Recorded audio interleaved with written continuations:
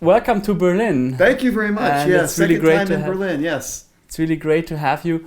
Maybe for everyone who doesn't know you, who are you and what do you do in your life? Thank you. Again, my name is Bill Weiser. I have recently retired at the beginning of April of this year, but formerly I was a pharmaceutical scientist, and so I worked in quality assurance and pharmaceutical development, had a global position in a large contract manufacturer, and so a long career in the pharmaceutical industry, but have also performed as a amateur musician for most of my life. Yeah, that's great. You now work also on quality at the piano. Like, what exactly made you learn the piano and also keep playing it throughout your life? And what other instruments do you play? Because you've mentioned you're a musician, so what exactly does that mean? Well, I started off playing piano when I was 9 years old. We had a piano in the household. Fortunate to grow up in a household with piano, always interested in it. And my parents found a local teacher and would go to weekly lessons. And I took lessons throughout my early years, my teenage years. In high school, studied with several fine musicians, and then when I attended university, I continued studying piano for a year with our applied music program. And during that latter part of my high school and early collegiate time, I actually switched to organ.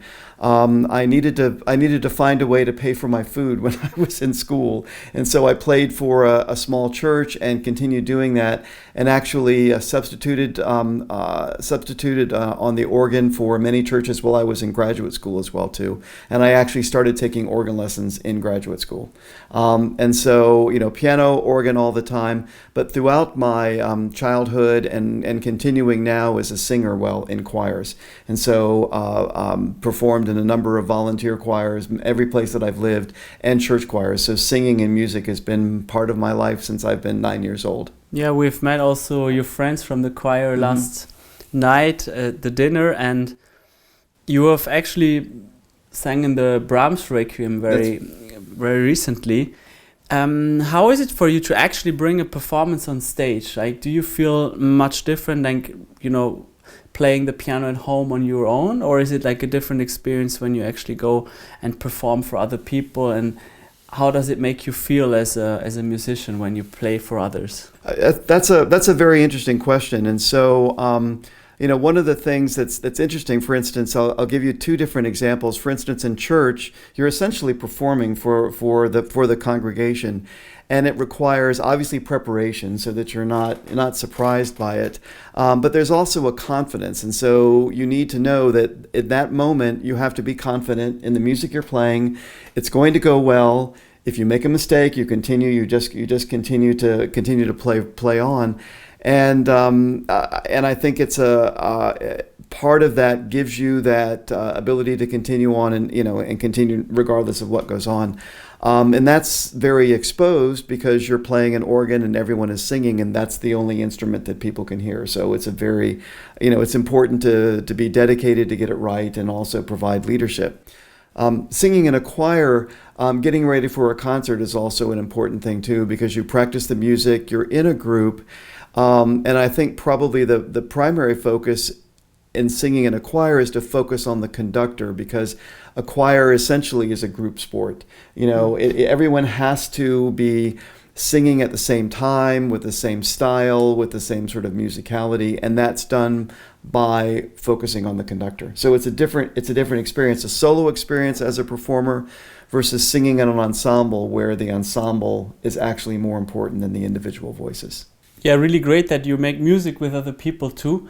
Would you say that singing has helped you for your piano skills, or vice versa, that working on your piano practice has helped you to just be more confident in the choir rehearsals, or is there no connection whatsoever? I think there's a greater connection, and to be honest, I don't think I have exploited the singing aspects in connection with the piano. And I think in many cases my piano playing historically has been perhaps a bit more mechanical, and everything I read about, and really the superior performers on piano sing their music. And I think the more that you can sing the melodies, sing the harmonies, sing that stuff, and think about how that connects and how that would connect with singing a phrase, I think that brings out the piano playing. And I think that's something I'm trying to do more now that I'm studying with you. Yeah, that's very, very good aspect. And I'm also wondering, because even for me as a professional, I've played all my life, it's quite challenging to change from an instrument like the harpsichord or the fortepiano or even organ to the modern instrument and also go back. How is it for you when you play the organ one day and then you go back to the piano? Do you still play the organ at church? Not as much, but I have done that. I think one of the things I liked about playing the organ is it's probably mentally and physically probably one of the most challenging instruments you can play. And I guess it's almost four-dimensional, because you have the keyboards, you have the pedal, so you have independence in hands, independence in keyboards, independence in pedal. And then the other dimension is the registration, what sounds, what types of pipes you have, the volume, and the fact that you have to select from different manuals, different stop combinations, etc. And it's a very challenging instrument to play, and it requires a lot of just focus. And I think probably the thing I learned from organ playing is it just is the focus, the fact that it's very, very technically demanding. And so I think in some ways that's sort of detracted a little bit from my piano, because the piano allows you a lot more latitude in terms of shaping the volume and the color of the notes. Whereas an organ, you push the key down and you get the sound that the pipe creates. So I think understanding that difference is important. Yeah, pretty cool. And I have a provocative question. Why do you play the piano? I mean, you could also say, you do, I don't know, horse riding or golf, or you do anything, even with music, you could just, play like a band. Like, why do you choose to play classical music, and why do you choose to play the piano, and why do you also now do it even more? Like, why does it take such a big part of your life? Another very good question, Aaron. Playing the piano has many dimensions. One is it's a very emotional connection. Piano music is very inspired. It's very emotional. My wife plays violin, and violin is absolutely lovely in many different colors and sounds. But the piano, you have an opportunity to create sounds, different sounds, a very wide range. It's a percussive instrument, but you can also make it sing. And so it's a very versatile instrument. It's very wide range, both in pitch as well as dynamics and tonality. And so I think why I play the piano is I really enjoy the aspect of being able to create a wide range of music. I like to enjoy playing popular music, playing songs for Christmas, having people singing, and that's a lot of fun. But why play classical music? One of the things I find most remarkable is, playing music that Bach or Beethoven or Brahms or Debussy, Gershwin or whatever that is written. There's a studiousness about it. There is a thoughtfulness about it, and you hear the different styles. You hear the fugues and the intricate multiple voices that you play together. Beethoven, you've got the emotions. The romantic music, you've got the expressiveness of it. And so classical music, I mean, this is music we still play hundreds of years after it was written. And so I think, to me, that speaks of the nature of it, the quality of it, the longevity of it. And so I think, the other part of your question is, why piano? Again, I think the piano is an expressive instrument. And for me, now, coming back to it and studying more, it's a combination of the mental challenge, keeping my mind sharp, being able to understand pieces, do a little bit of music theory. And then also, the physical nature of connecting your brain with actions with your hands, with your feet on the pedals, with your ears, with listening to how it sounds, the touch of the keyboard. And I think the combining of all those senses is vital to being alive. I mean, it's you're creating something, you're doing something, and a piano just sits there, and until you actually play it, it doesn't do you any good. So I think it's all of those elements of it. It's the emotional outlet, it's the mental stimulation, it's the physical coordination, and then kind of the pride that you get in having to accomplish something, a piece that you started playing, perhaps you didn't play it very well. You didn't understand it. You couldn't play the fast passages. And then after working for it a while, it starts to sound like music. And I think that's very gratifying as well. Yeah, that's very, it's what I always talk about. You put that, it's good for your mental health. It's good for your physical health, maybe even, because you move, you combine all the elements, emotional well-being as well as connecting with other people, and also the pride when you can finally play a piece very well in front of others, maybe even, and also accomplish that what you have practiced for quite a while. What advice would you give to other hobby pianists who are maybe just starting out, or who are just looking for for improvement because they may feel frustrated, some things don't go well, or you have problems with your memory or with your technique, and it can at times feel a bit frustrating when you feel stuck. Like, how do you deal with those challenges, and what advice would you give to others who say, I want to have all the benefits of playing the piano, but it's like it takes so much of my own discipline? The fact that actually a hobby pianist or something is actually willing to try to play the piano, to me, is better than 98% of the rest of the population. You're trying something, and I think in many cases, don't be so hard on yourself. You're doing something that so few people do, and the fact that you're trying to do it, you're trying to get better, you're concentrating on it, and maybe it is a little frustrating. And so it's okay. That's perhaps not the way you earn your living, and so it doesn't have to be perfect. But I think the fact that you're even trying, give yourself a pat on the back. Tell yourself you're doing something. And what's amazing with piano, practicing piano is not linear. In other words, it isn't, you don't make incremental gains each day. I mean, you make some progress, and then you hit a plateau. And then all of a sudden you'll wake up one morning, you'll sit down at the piano, and it will be just beautiful. And I think, your mind processes the music overnight. You dream about it. It takes you a while for your body and everything to process it. So I think the advice that I would give is cut yourself some slack. Allow yourself to make some mistakes. It's okay. Keep trying.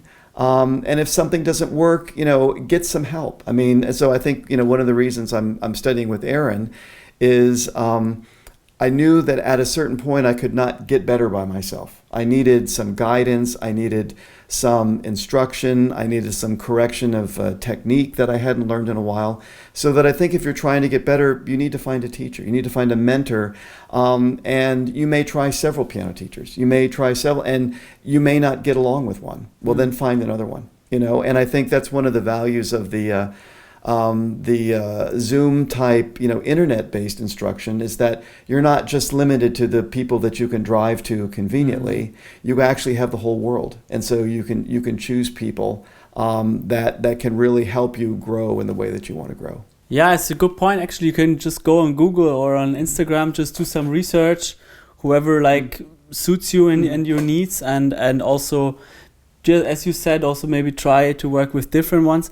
But what I find very remarkable about you is because you have also accomplished many things in your professional life, and also from many people I work with, it's often the case that it's kind of difficult mentally to accept that, also for myself, when I want to learn something new, and I know, okay, I'm already a professional piano player, I assume that I can take my expertise from this thing and just transfer to another thing, or learn as quickly as I did with this, but you don't sometimes, and you're still a beginner. And what made you so flexible, like that you can adapt to something completely new and say, I'm just studying this now, and then that is actually also the secret for your fast progress, right? I mean, how do you become so flexible? I mean, that's a question I have, because also even for myself, but also for other people I observe, it's sometimes difficult especially if you've already accomplished some things in a different area. Very, very, very interesting question. I think hopefully as I've gone through my career and progressed with different job responsibilities and things like that, one of the things I've hoped I've learned is not to get overly frustrated with problems. I mean, mistakes happen, problems occur, things like that. and things that you don't want to have happen to you. But it's not so much that will never happen, it's how you react to it.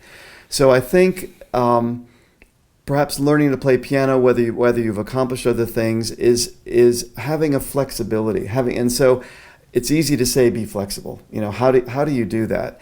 I think one of the opportunities is to allow your mind to be more open about things. In other words, experience things. And so maybe a piece that you're trying to learn is something in a style that you haven't done before.